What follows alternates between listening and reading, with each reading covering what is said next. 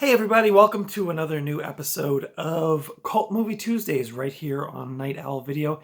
And today we are talking about this little gem, Heathers. Yeah, love this movie.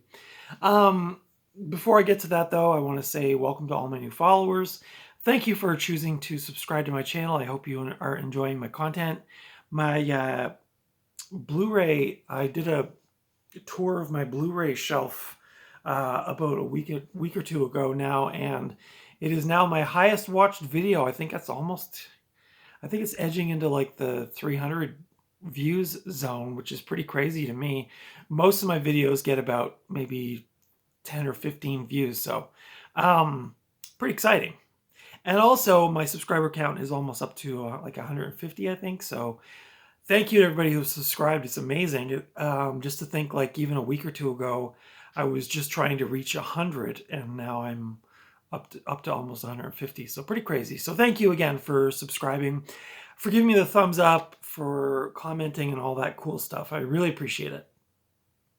Today we are talking about Heathers, the black comedy slash drama slash thriller from 1988, released in 1988 officially, but I think the wide release for this was 1989. This is directed by Michael Lehmann, and I actually got his a partial filmography here. So along with Heathers, he did Meet the Applegates, Hudson Hawk, Airheads, The Truth About Cats and Dogs, My Giant, 40 Days and 40 Nights.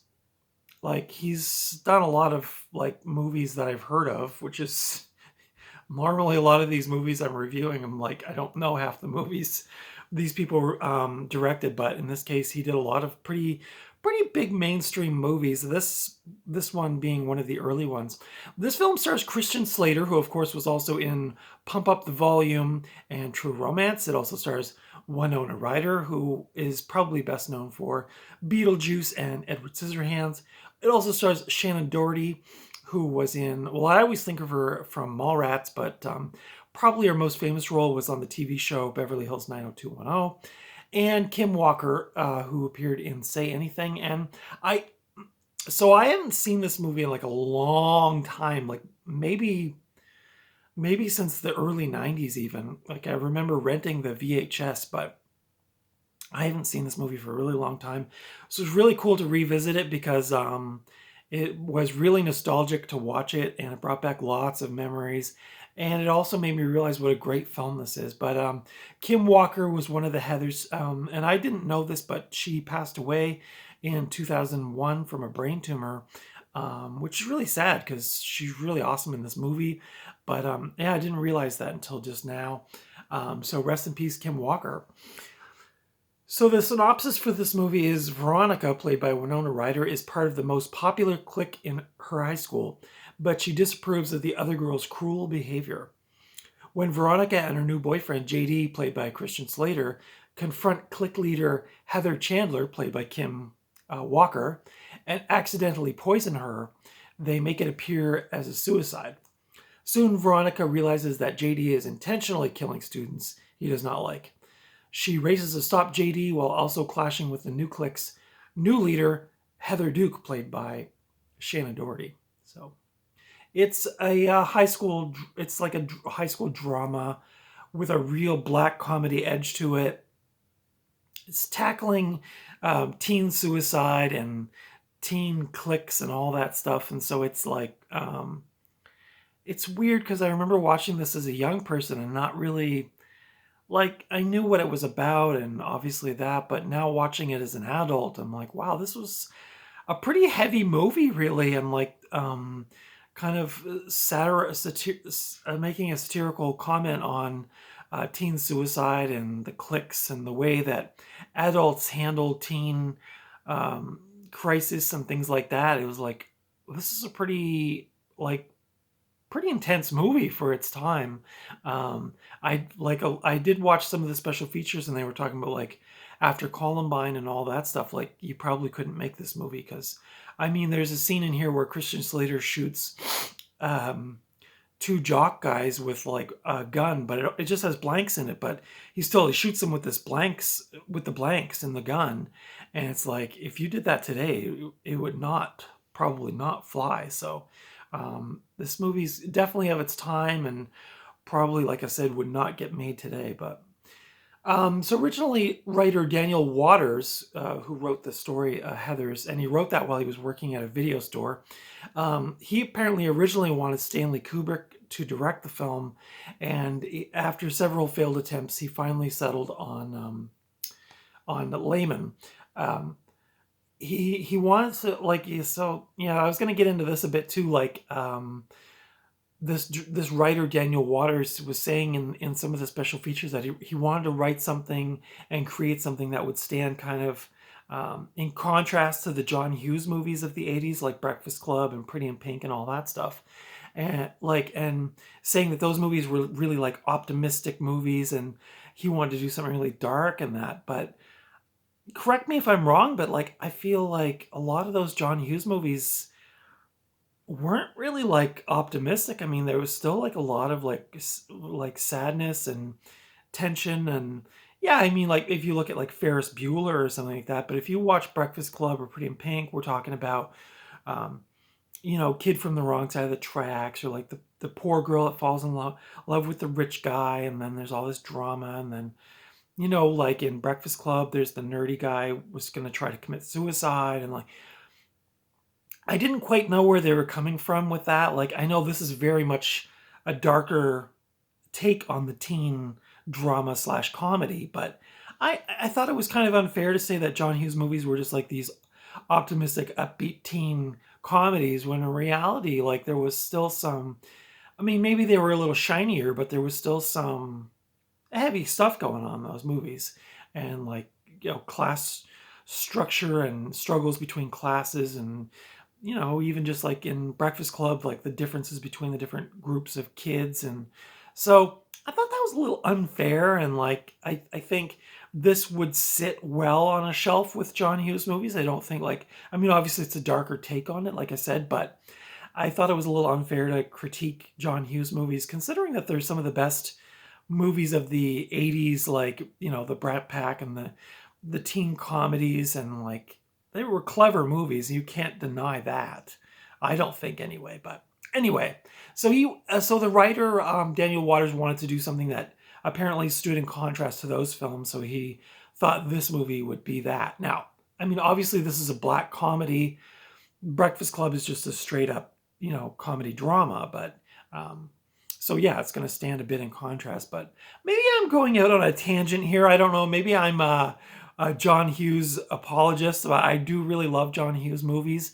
But I'm just saying this could sit alongside those. Like, I don't think it's that much of a contrast or a difference. I mean, overall. So anyway. The original ending for this movie, if you've never seen if you've never seen this movie, I won't give away the ending, but suffice to say, Christian Slater wants to blow up his high school, and in this alternate ending, Slater's character JD apparently does successfully blow up the school, and then there's a prom, but it's in heaven, and it's like real surreal or something like that. Like, it never got shot, obviously, but that was the alternate take, or the alternate ending. And apparently New World Pictures agreed to finance the film as long as they didn't do that ending, because they thought it was just way too dark, which, I mean, it is pretty dark. And the writer, Daniel Waters, also talks in some of the extra features on here about another ending that he wanted to do, which was even more dark. So I got the feeling from watching the interviews with that writer that he was a bit of a disturber. I think he was like trying to go for some shock value. And so, yeah, he wanted to do these endings, but New World did not want to go along with that.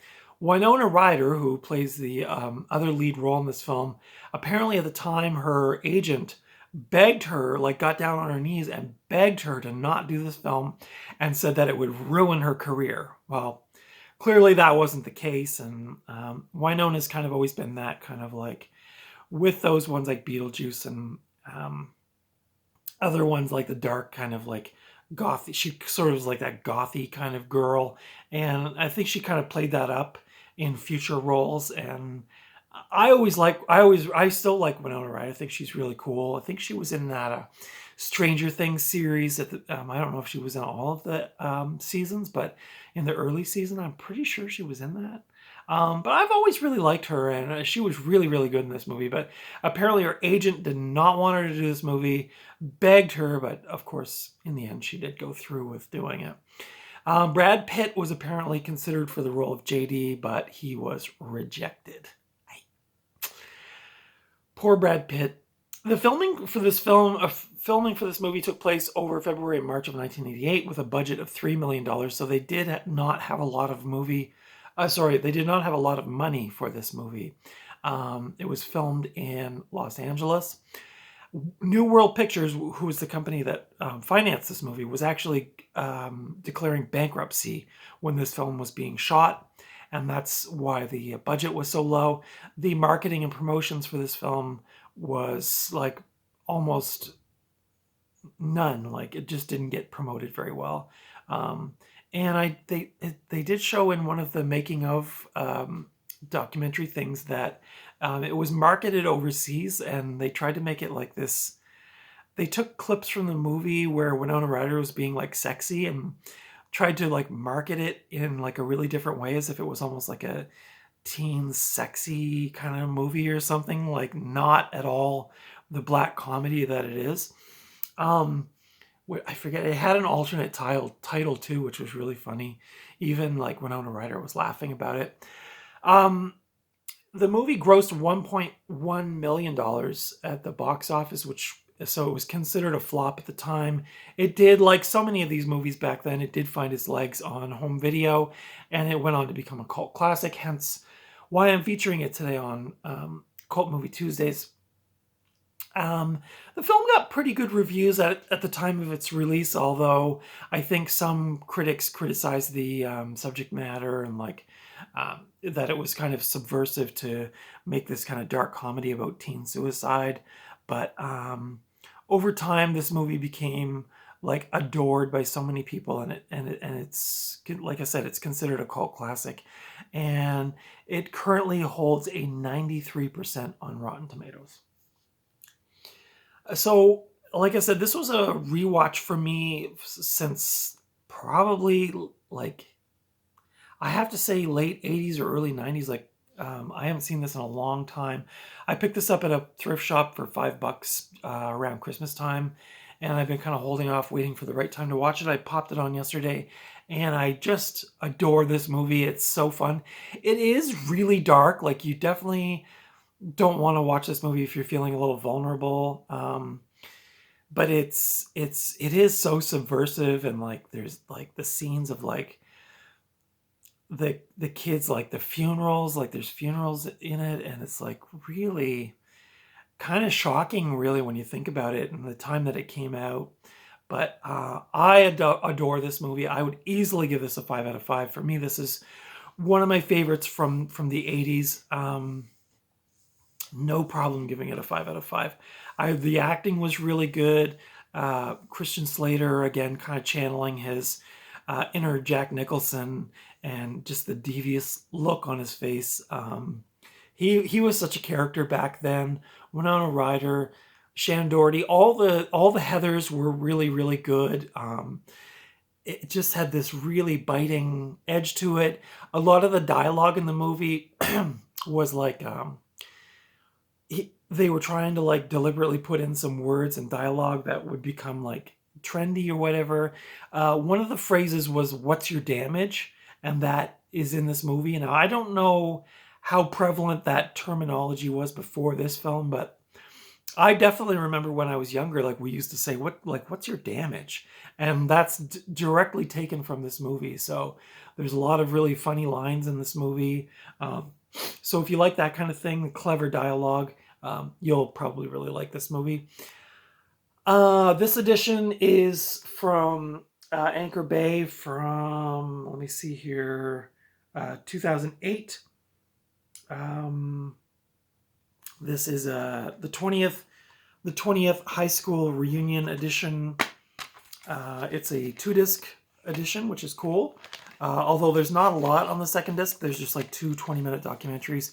This is the original, I think, if I'm not mistaken, that's the original theatrical poster for it. Here's, this is really interesting here. There's this girl's leg with like a time bomb strapped to it. I think that was one of the foreign, like overseas marketing campaigns, was to make like this sexy, like teen action thing. I don't know, like really weird, but a lot of that imagery was very different from how it was marketed in North America. But there's Winona on the disc. There's Christian on the disc. I can try to give you a close up there. There's the ever handsome Christian Slater and the ever lovely Winona Ryder. Yeah, this edition, it now does has audio commentary with director Michael Lehmann, producer Denise DeNovi, and writer Daniel Waters. On the second disc, there's a featurette called Return to Westburg High. There's also a featurette called Swatch Dogs and Diet Coke Heads, so you can't get much more 80s than that. There's an original ending screenplay, but it's on a DVD-ROM, and I don't have that, so I cannot watch that or look at it. And it also has a theatrical trailer, which again is, when you watch the trailer, you're like, they were way off with the marketing on this film. But yeah, I really, really like this film. It has a runtime of 103 minutes. It's color. It is, this is a Region 1 DVD, from, like I said, from Anchor Bay. It doesn't have a rating on it, but anyway, that's Heathers. And this is the 20th High School Reunion Edition. Wow. Where can you watch this? I think you can watch it on Amazon Prime as well as Roku channel. You can rent it on YouTube. And this is really funny.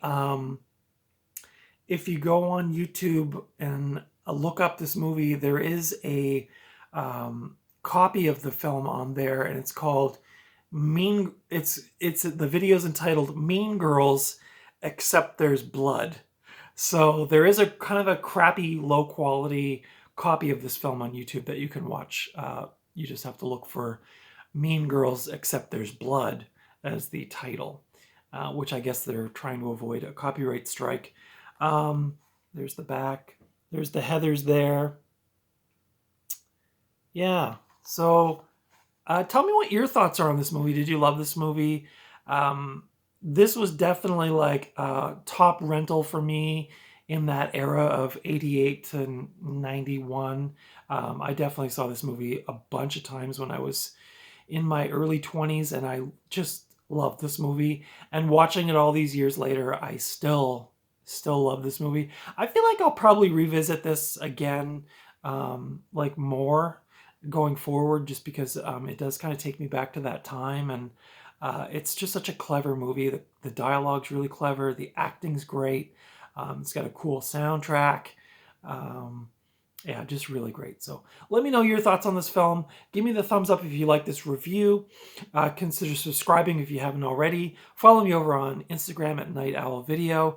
And until next time, I will see you at the video store or the thrift store, or, just out and about somewhere. Until then, take good care of yourself, and I will see you next time right here on Night Owl Video. Okay, bye.